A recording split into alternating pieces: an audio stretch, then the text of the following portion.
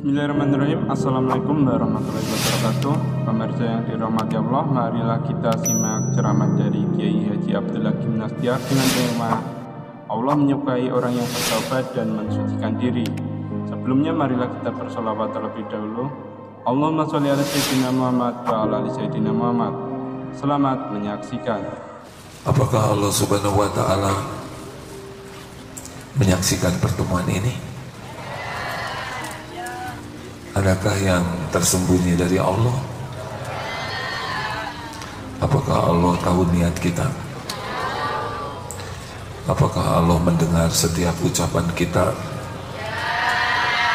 Apakah cara menjawabnya main-main atau tidak? Allah tahu. Santri jawabnya pakai hati ya. Jangan jadi gurauan kalau kepada Allah. Semua ucapan didengar oleh Allah dan Allah tahu di balik hati kita. Apa nih maksud ucapan ini? Main-main, bergurau, atau sungguh-sungguh? Dan setiap perbuatan pasti ada balasannya. Yang ikhlas dapat balasannya, yang main-main juga dapat balasan. Tidak ada yang tertukar. Maka berhati-hatilah dengan setiap ucapan, niat, sikap. Semua akan kembali kepada kita, tidak meleset, tidak tertukar.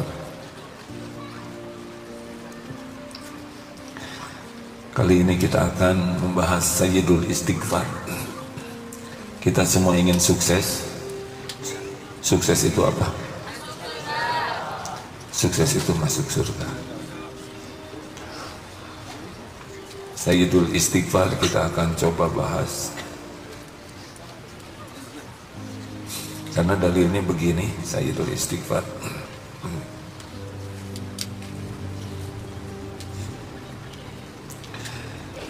Oh iya, kejadian hidup ini hanya 4. 1, dapat nikmat.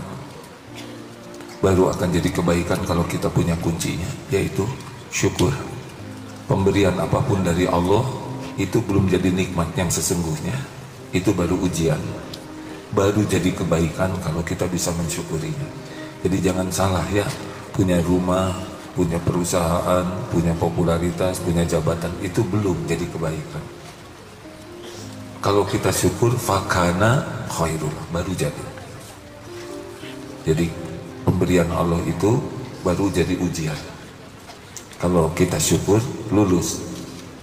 Kemudian kita akan dapat yang kedua dalam hidup ini, yaitu وَلَنَبْلُوَنَّكُمْ بِشَيْءٍ مِنَ الْخَوْفِ وَالْجُوعِ وَنَقْصٍ مِنَ الْأَمْوَالِ وَالْأَنْفُسِ وَالثَّمَرَاتِ وَبَشِّرِ الصَّابِرِينَ.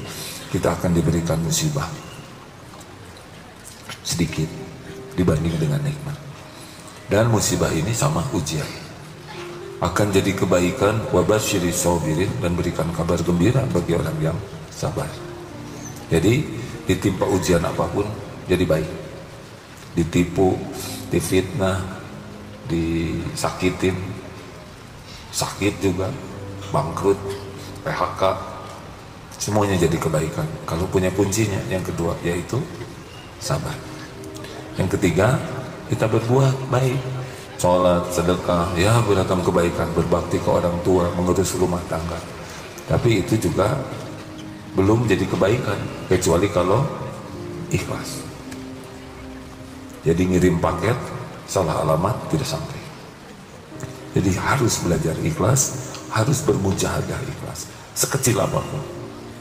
Dan yang keempat, kita pasti tergelincir walaupun kita matian. Ini di masjid juga ada banyak ketergelinciran. Mau ke masjid nyebrang, ada akhwat nyebrang, tergelincir mata. Lalu masuk ke sini ke dupa koran, nih udah ngapling di sini tempat duduk, mau ke toilet, pas tempat sajadahnya didudukin orang, dendam ya. Ini sambil duduk, sambil ngobrol, ketemu orang, dalam kesendirian saja bisa bikin dosa. Makanya kita tidak mungkin tanpa dosa, walaupun kita sekuat tenaga berusaha menghindarinya. Tetapi innallaha yuhibbut tawwabin wa yuhibbul mutatahirin. Al-Baqarah 22. Sesungguhnya Allah sangat mencintai orang yang tobat dan mensucikan diri. Ada istighfar, ada tobat. Dua-duanya amalan yang disukai Allah. Istighfar itu dari ghafar, menutup. Istighfar itu bisa dilakukan oleh kita kapanpun. Setiap kali kita menyadari, astagfirullah saya salah, minta ampun kepada Allah dan hasilnya ditutup oleh Allah. Kalau tobat itu artinya kembali. Ada syarat-syaratnya, minimal 3 syaratnya. 1, menyesal. 2, berhenti dari perbuatan maksiat. Dan yang ketiga, tekad yang sangat kuat untuk tidak mengulangi. Minimal 3 itu. Istighfar bisa kapanpun. Kita bisa minta orang lain, tolong doakan supaya saya diampuni. Kita bisa mendoakan orang lain diampuni. Tapi tobat tidak bisa. Tolong dong kamu tobat buat saya. Tidak bisa. Karena yang tobat cuma bisa kita. Istighfar bagian dari tobat. Nah, kalau kita istighfar, kita bisa lakukan sebanyak mungkin. Tapi kalau tobat, harus ada kekuatan yang lebih besar, lebih dalam dari istighfar, yaitu penyesalan yang sangat kuat dan berhenti. Misal, astagfirullah, saya tadi berbohong, ya Allah, ampun ya Rob, tadi saya sudah dusta, saya mengaku, saya nyesal ya Allah, ampun. Nah, istighfarnya minta ampun, tapi pengakuannya itu bagian dari tobat. Sudah itu dia nggak mau bohong lagi, dan sekuat tenaga tidak pernah berbohong lagi. Itu tobat. Nah, ini tidak bisa dilakukan oleh orang lain kecuali oleh diri kita sendiri. Astagfirullah wa atubu ilaih. Saya minta ampun padamu ya Allah. Rasulullah SAW dalam beberapa hadis ada 70 kali sehari, ada 100 kali pagi saja, ada sambil ceramah begini, astagfirullah, 100 kali dalam satu ceramah. Ibnu Umar itu yang meriwayatkan. Padahal Rasulullah sudah tidak punya dosa. Maksudnya diampuni dosa yang lalu dan yang akan datang. Lalu kenapa Rasulullah bertobat? 1, para ulama mengatakan karena Rasulullah SAW tauladan, contoh, sehingga beliau memberi contoh kepada umatnya. Orang yang terpelihara saja beristighfar dan banyak. Yang kedua, Rasulullah itu istighfar bukan dari seperti kita dari dosa, karena beliau maksum. Tapi ulama mengatakan beliau minta ampun dari kekurang sempurnaan. Beliau sedang melakukan satu amalan, nah menerima tamu sehingga agak lalai sedikit, kurang sempurna amalan lainnya. Nah, itulah yang dimintakan ampun. Jadi nilainya 9, minta ampun karena inginnya 10 mengabdinya ke Allah. Rasulullah SAW tahajud sampai kakinya bengkak oleh istrinya Aisyah radhiyallahu anha. Kenapa ibadah sampai sebegininya? Padahal Allah sudah mengampuni dosa yang lalu dan yang akan datang. Nah, Rasulullah bersabda, afala akunu abdan syakur. Bukankah semestinya saya menjadi hamba yang bersyukur? Jadi Rasulullah itu begitu bersyukurnya kepada Allah, dipilih jadi nabi, terpelihara, mulia, jadi makhluk yang paling mulia. Dan beliau ibadah tuh sampai kakinya membesar, bengkak maksudnya. Mungkin peredaran darahnya jadi kaki, darahnya jadi kaki. Lama itu surat Al-Baqarah, Ali Imran. Terus sahabat-sahabat kan tidak ada yang tahan ikut tahajud dengan beliau. Beliau bersyukur. Afala akunu abdan syakura. Nah, jadi di antara istighfar yang disebut Sayyidul Istighfar ini, yang paling topnya adalah yang ini. Tadi ada di sini ya. Kemana?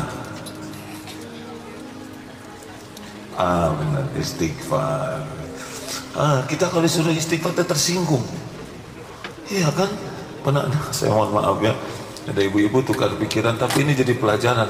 Kenapa ya hati saya tuh tidak tenang terus, galau saja, cemas. Terus urusan teh banyak aja. Kalau tahu gimana? Ya, ibu coba perbanyak istighfar. Emang apa kesalahan saya? Tersinggung. Ya, berarti harus istighfar asli. Jadi saya jadi jarang nyuruh istighfar ya. Kalau seperti itu responnya, kita coba aja evaluasi dan ya evaluasi. Lalu kita coba bertobat. Tobat dari apa? Jadi lagi.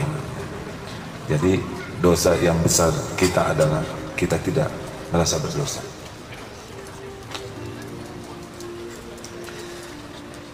Istighfar yang paling pendek yang mana?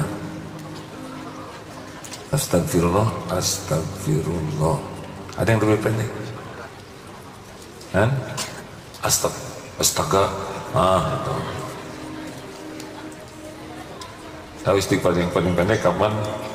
Keluar dari toilet, gufrona. Yes. Aku mohon ampunanmu, gufronakan.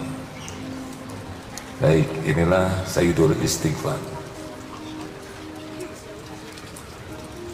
Jadi hadisnya ini, saya bacakan terjemah karena panjang ya.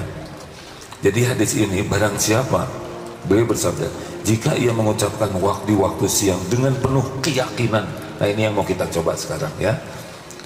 Dengan penuh keyakinan. Dan dia meninggal pada hari itu sebelum sore, maka ia termasuk dari penghuni surga. Dan jika ia membacanya di waktu malam, penuh dengan keyakinan, lalu meninggal sebelum masuk pagi, maka ia termasuk dari penghuni surga. Hadis riwayat Al-Bukhari dan lain-lainnya ya, ini sahih. Fahuwa min ahlil jannah. Begitu. Sudah hafal doanya? Allahumma,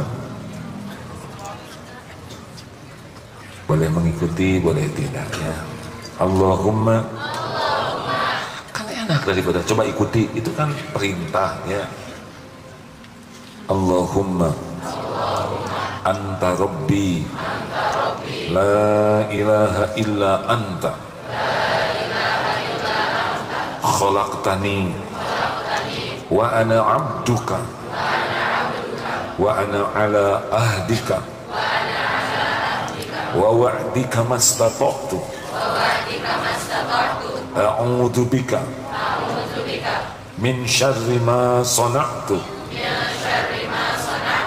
abu'u laka bi ni'matika alayya wa abu'u laka bi dhanbi faghfirli fa innahu la yaghfiru dhunuba illa anta. Panjang atau pendek? Nah ini dia ya. Harusnya pendek dibanding lumuran dosa. Betul? Ada yang di rumahnya banyak masalah, ada yang kena sihir, ada yang bertengkar terus. Pas baca surat Al-Baqarah, tapi maunya cuma ayat kursi saja. Boleh itu ya. Padahal kalau dibaca surat Al-Baqarah itu dahsyat sekali. Nah sekarang masalah begitu besar dan banyak. Al-Baqarah cuma 1 jam 1/4 kita baca. Ini pergi ke sana juga di jalan 1 jam 1/4 ya kan. Lihat-lihat medsos saja 5 jam kalau disambung-sambung. Padahal ini solusi. Sama ini dibanding dengan janji surga tidak ada apa-apanya. Tadi berapa menit? Semenit juga tidak. Pertanyaan pertama, tapi pertanyaan ini menyesatkan. Sudah hafal belum?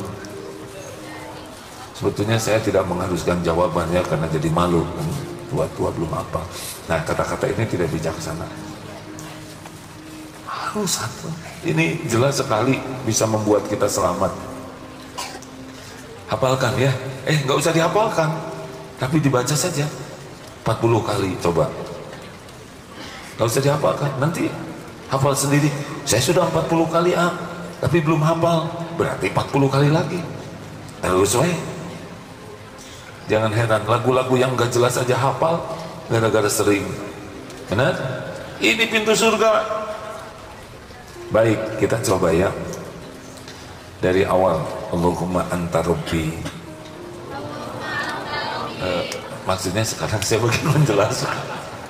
bisa nggak selesai ini ceramah ya. Ini bagian diam ya gitu. Nah, maaf ya. Allahumma anta Rabbi, artinya ya Allah, anta, engkau, Rabbi, Tuhanku. Nah ini kita harus menyadari Rabb itu adalah dialah Allah yang Rabb itu yang menciptakan, yang mengurus, yang mengatur, yang menguasai. Jadi namanya tauhid rububiyah itu yakin Allah lah yang menciptakan alam semesta, tidak ada satupun makhluk kecuali ciptaan Allah. Allah yang mengurus semuanya, tidak ada satupun yang tidak diurus oleh Allah. Allah yang mengatur, tidak ada yang bisa terjadi tanpa izin Allah. Nah di sana Allahumma anta Rabbi, ya Allah engkaulah Tuhanku. Jadi yang menciptakan kita, yang mengurus kita setiap saat, yang menggenggam diri kita, benar-benar hanya Allah. Kita bukan ciptaan siapa-siapa. Orang tua tanpa mengurangi rasa hormat tidak menciptakan kita, tapi jalan terciptanya diri kita. Allah anta Rabbi. Ini adalah tauhid rububiyah, keyakinan bahwa diri ini ciptaan Allah, milik Allah, dikuasai Allah. La ilaha illa anta. Ini tauhid uluhiyah. Tiada la ilaha illa anta, tiada ilah yang berhak disembah selain Allah.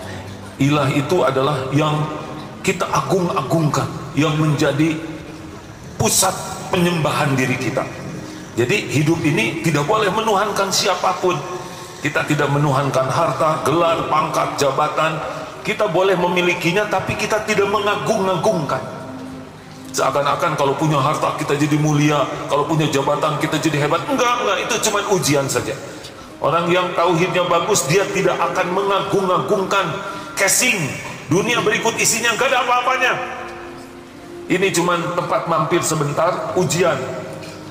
Mungkin kita dikasih harta, gelar, pangkat, jabatan, popularitas, penampilan. Itu ujian, bukan tanda keagungan. Kita juga jangan mengagung-agungkan. Punya saudara, punya jabatan ini, itu biasa saja. Datang tamu, kita menghormati, kita menghargai manusianya, tapi tidak mengagung-agungkan dunianya. Jelas hadirin? Ini penting karena sekarang banyak yang menuhankan harta, jabatan, gelar, popularitas, konten, pujian, pengakuan orang, syahwat, amarah. Ini la ilaha illa anta, ya Allah, tiada Tuhan yang berhak disembah selain hanya Engkau. Saya ini hambamu. Lanjut. Khalaqtani wa ana abduka. Engkaulah yang menciptakan diriku dan aku adalah hambamu. Khalaqtani wa ana abduka. Jadi declare nih, yakin ini saya ciptaan Allah dan Allah menciptakan saya untuk menghamba kepadanya. Saya tidak punya apa-apa, semuanya milik Allah. Saya tidak ada kekuatan, tidak ada daya kecuali diberi kekuatan oleh Tuhan saya, Allah Subhanahu wa Ta'ala. Saya bodoh, tidak tahu apapun kecuali diberi ilmu oleh Allah yang maha tahu segala-galanya. Yang saya punya cuma aib dan dosa. Khalaqtani wa ana abduka. Hidup saya adalah untuk mengabdi kepadamu ya Allah, Tuhan semesta alam. Hidup saya adalah untuk tunduk patuh kepadamu. Waduh, ini yang membuat dijamin surga tuh. Keren ya. Sebetulnya saya ngarep-ngarep iya, tapi kelihatannya berharap dari makhluk bikin kecewa. Wa ana ala ahdika wa wa'dika mastata'tu. Aku wa ana ala ahdika, dalam perjanjian denganmu dan berusaha mematuhi janji kepada Allah. Jadi kita tuh terikat ya dalam perjanjian kepada Allah untuk jadi hamba Allah, untuk punya iman, bisa ibadah, bisa taat, dan saya berusaha memenuhi janji ini. Jadi kita tuh udah punya, sebagai hamba kepada Allah itu ada sesuatu janji yang harus kita patuhi. Nah, wa ana ala abdi ahdika wa wa'dika mastata'tu, sekuat kemampuanku. A'udzubika min syarri ma sana'tu. Hamba berlindung kepadamu ya Allah. Min syarri ma sana'tu, dari keburukan yang dilakukan. Nah, ini bagian dari pengakuan ya. Dan kita tahu bahwa kita ini bisa lepas dari perbuatan buruk yang kita lakukan kalau Allah menjaga kita. La haula wala quwwata illa billah. Apa artinya? Tiada daya, tiada kekuatan kecuali dari Allah. Nah, ini dimaknai juga kita tidak bisa nih sholat, taat, sedekah, baca Quran kecuali ditolong Allah. Dan kita tidak bisa menjauhi maksiat, mata, pikiran, lisan, tubuh ini, hati, kecuali dilindungi Allah. Jadi kalau kita zikir la haula wala quwata illa billah, itu bukan semata kita tidak bisa berbuat tanpa izin Allah, bahkan kita untuk zikir aja kalau nggak ditolong Allah nggak bisa. Ini seperti kita sekarang ingin ngaji ke sini ya, ini sepenuhnya kita itu ditolong Allah. Setan mati-matian menggagalkan kita datang ke majelis ilmu, karena di sini ada ampunan Allah, ada rahmat Allah. Ini pulang dari sini bisa diampuni nih, bisa diturunkan rahmat, bisa diijabah doanya. Oh, ini mahal. Sepanjang jalan makhluk-makhluk air mendoakan kita, sepanjang jalan malaikat memayungi kita, walaupun mata tidak bisa lihat, tapi itu yang terjadi. Setan mati-mati, udah di rumah aja, hujan, dingin, becek kepleset loh. Ini becek itu, nanti baju basah masuk angin, enter wind, segala aja alasan. Nanti pulang malam horor, ya nggak, banyak bekal. Terus saya dibisiki supaya gagal. Udah di medsos juga udah bisa lihat. Ngapain sih? Terus maaf ya yang di medsos, nggak apa-apa. Kan ada yang tidak mungkin datang ke sini, ya, seperti yang di Afrika Barat Daya atau di Kutub Utara, atau juga yang jauh-jauh atau yang sedang nunggu, tapi niatnya mau ke sini. Harus ada niat, beda ya. Tapi yang uzur, masya Allah, sama dapat kebaikan. Niat mau datang, udah sama pahala. Padahal niat aja, tapi karena uzur jadi tidak berangkat. Maka kalau ada kesempatan datang, itu beda perhitungannya. Kecuali yang uzur, ya, tidak memungkinkan datang. Semua diganti loh, capeknya, bensinnya. Allah tahu semua pengeluaran. Allah tahu kita bonceng orang jadi ban jadi makin tipis, ya, bensin jadi boros, apalagi yang diboncengnya rada-rada begitulah ya. Saya tega-tega nyebut gemuk ya.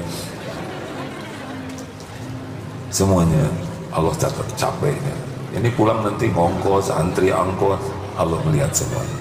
Ada hitungan. Balasannya yang paling nikmat itu dua. Selain ampunan ya, iman nambah, amal nambah. Berarti bahagia. Jangan dianggap remeh hadirin ya. Datang ke majelis taklim itu ibu-ibu yang umur 83 itu jauh itu dari Bekasi naik bis sendiri. Kenapa suaminya nggak ikut? Suami saya sudah meninggal waktu usia 63 gitu ya, 63 lagi ya. Alhamdulillah itu ayah itu ada 67 gitu. Lalu lanjut. Astagfirullahaladzim. Astagfirullah. Jadi kita jangan sok kuat, merasa udahlah saya gampang bisa saya atasi godaan. Nggak bisa. Kalau Allah nggak menolong, kita kalah oleh setan. Setan terus saja ngebisikin aja, nggak ada berhentinya. Ini kira-kira setan lagi ngebisikin saya nggak nih?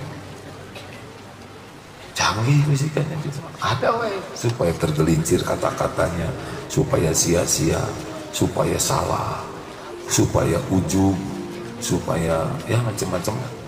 Terus aja berhenti, tidak berhenti. A'udzubillahi minasyaitonirrajim. Makanya kita harus berlindung kepada Allah. A'udzubika min syarri ma sana'tu. Dan berlindung kepada Allah tidak hanya dari keburukan, tapi dari dampak keburukan kita. Kan setiap perbuatan dosa, in ahsantum li anfusikum wa in asatum falaha. Al-Isra ayat 7 ya. Kita berbuat baik, balik ke kita. Kita berbuat buruk, balik ke kita. Nah kita pun udah kejadian nih dosanya. Nah, kita berlindung kepada Allah dari dampak buruk. Punya dosa nggak sih tenang-tenang gini? Punya tidak? Sedikit banyak sekali luar biasa banyak. Kalau diibaratkan api, kira-kira dosa kita itu seperti lilin atau obor? Obor atau kompor? Kompor atau api unggun? Api unggun untuk kebakaran rumah. Kebakaran rumah atau Los Angeles. Nggak boleh ngetawain musibah ya, tapi ya begitulah ya.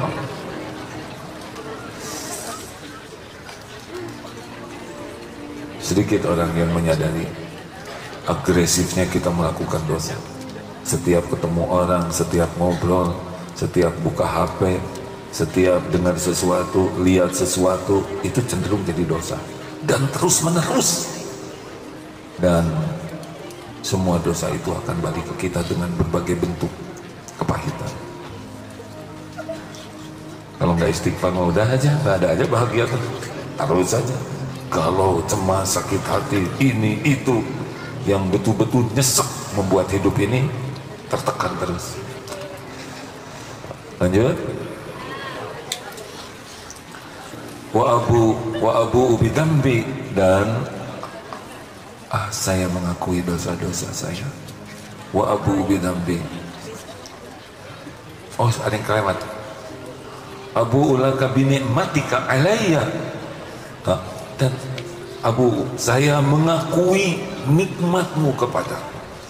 Nah, ini di sini penting nih. Kita jarang ngaku. Semua ini nikmat dari Allah. Kita jadi manusia, kita jadi batu.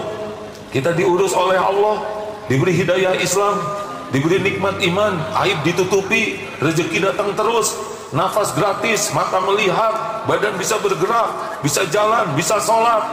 Oh, semua ini abu ulaka binikmatika alayya. Saya mengakui semua nikmat ini darimu. Bagaimana? Yang nikmat dari surat Anak. Wa ma bikum, surat apa? Wa ma bikum min ni'matin faminallah. Semua nikmat yang ada ini dari Allah. Ini serius hadirin. Jadi salah satu bagian dari Sayyidul Istighfar ini, selain mengakui dosa, juga mengakui limpahan karunia. Ini rada jarang kita begitu. Wa abu bidambi, dan bawahnya, dan saya mengakui nih dosa-dosa. Bener, saya udah melakukannya. Mata saya kotor, pikiran kotor, ibadah gak khusyuk, zakat gak dibayar, pelit, kata-kata suka nyakitin orang, mata suka zina, banyak mendengarkan aib. Ngaku nih, abu bidambi, faghfirli, maka ampunilah saya. Faghfirli itu artinya maka ampunilah daku, ya Allah, ampun ya Allah. Ngaku semua nikmat dari Allah, udah gitu ngaku balasannya dari kita cuma dosa, ampun ya Allah. Indah kan? Allah maha baik, kita ngasih ke Allah malah pengkhianatan. Ini didempetkan seperti ini, beda dengan hanya minta ampun. Ini kita ngaku dulu nih, Allah sudah ngasih begitu banyak hal, yang kita lakukan adalah berkhianat ke Allahnya. Faghfirli. Makanya kalau dengan keyakinan tuh malu sekali pas baca doa ini tuh, ya Allah, Engkau memberi nikmat tiada terputus, Engkau memberi nikmat yang begitu lengkap, tapi yang saya lakukan, saya ngaku saya mengkhianati semua nikmat ini. Betapa banyak nikmat yang Allah berikan digunakan untuk maksiat. Harusnya nangis kita ini kalau benar. Faghfirli, ampuni saya ya Allah. Wa innahu la yaghfiru dzunuba illa anta. Karena sesungguhnya tidak ada yang dapat mengampuni dosa illa selain Engkau, anta ya Allah. Nah, ini harus benar-benar. Sudah cuma segitu ini. Luar biasa ya. Ini di ujungnya ini adalah tauhid juga. Enggak ada. Aslinya kan kita sekarang dihormati orang itu karena Allah menutupi aib, dosa, maksiat. Ini jangankan orang lain, orang yang paling dekat dengan kita aja tidak tahu dosa kita, benar? Istri, suami, anak, gak tahu. Sedekat-dekat orang dengan kita, gak tahu tuh. Lebih banyak yang tidak tahunya. Allah yang tahu setiap lirikan mata, setiap pikiran, setiap sentuhan, setiap ucapan.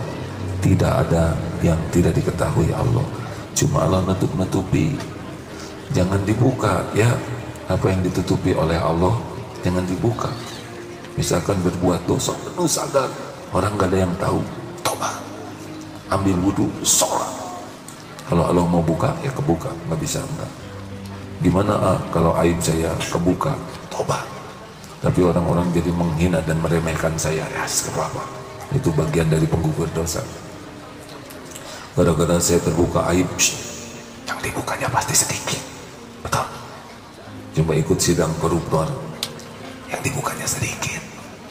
Korupsi yang gak ketahuan aja, belum kelakuannya, zinahnya, maksiat lainnya, pembohongnya, sebagian besar dosa gak ketahuan. Itu aja udah 12 tahun penjara. Ini lagi mikir apa? Jadi kayak ngeharulang begini. Ini saya lihat bacanya beda kayak begini. Bagus. Kapan ini dibacanya? Ya kalau kita merasa minimal pagi dan petang. Tapi kalau kita merasa mau betul-betul tobat ya, tidak ada salahnya kita baca lebih banyak. Karena ini pengakuan dan ketauhidannya besar sekali di sini. Mari sama-sama kita baca Allahumma. Sambil dijiwai ya, jangan hanya lisan. Ya Allah, Allahumma tu ya Allah, di hati. Allahumma Anta Rabbi La ilaha illa Anta Khalaqtani Wa ana abduka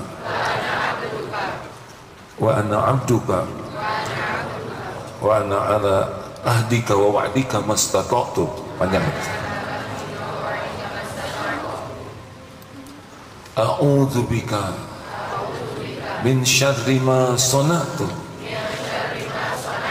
Abu'u laka bi ni'matika alayya wa abu'u bi dhanbi faghfir li fa innahu la yaghfiru dhunuba illa anta. Masya Allah. Usahakan dibaca dengan dipahami artinya. Ini tauhid. Seperti ayat kursi. Kenapa habis sholat yang baca ayat kursi tidak ada yang menghalangi dari surga selain kematian? Karena ayat kursi juga menguatkan iman. Allahu la ilaha illa huwal hayyul qayyum. Allah yang tiada ilah selain engkau. Al-Hayyu yang maha hidup, Al-Qayyum yang mengurus segala-galanya terus menerus sendiri, tidak memerlukan bantuan siapapun, semua diurus oleh Allah.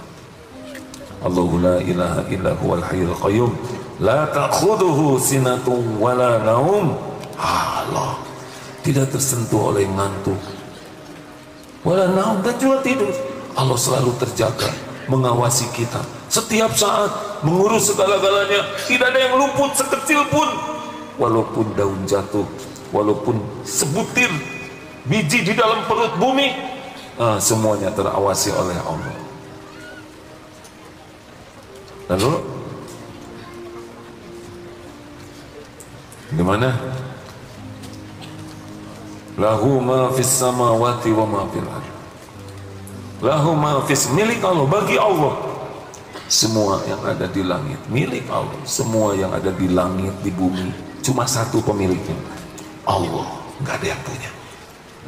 Indonesia, Amerika, milik Allah semuanya, termasuk diri kita. Ini bukan punya kita, ini milik Allah.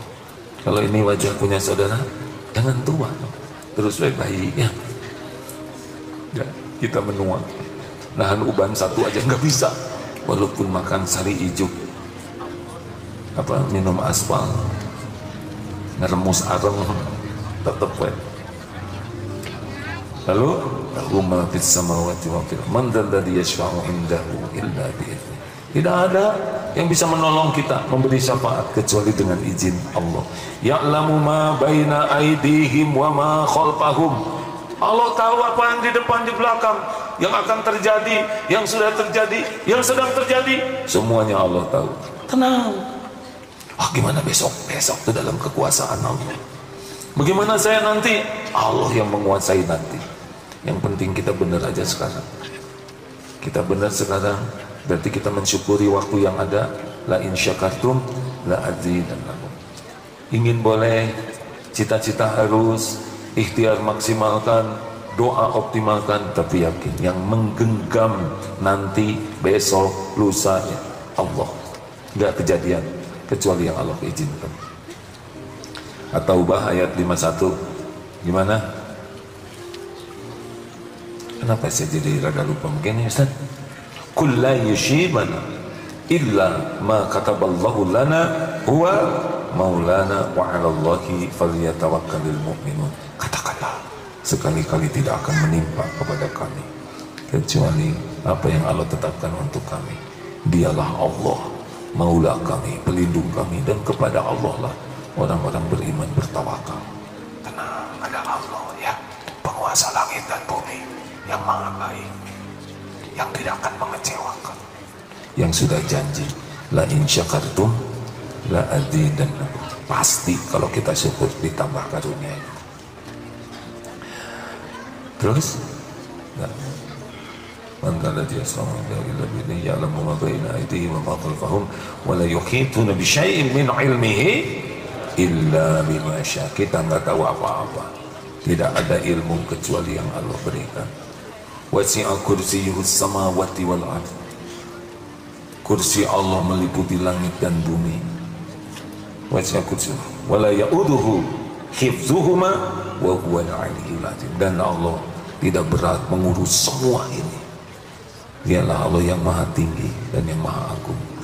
Kalau baca ayat kursi itu udah beres harusnya. Makanya kita dianjurkan baca ayat kursi itu bukan semata-mata dibaca, tapi nambah iman, nambah yakin ada Allah penguasa pemilik. Makanya setan juga lari, karena jadi nggak ada apa-apanya setan itu. Gitu. Nah demikianlah hadirin sekalian, cukup tinggal diamalkan.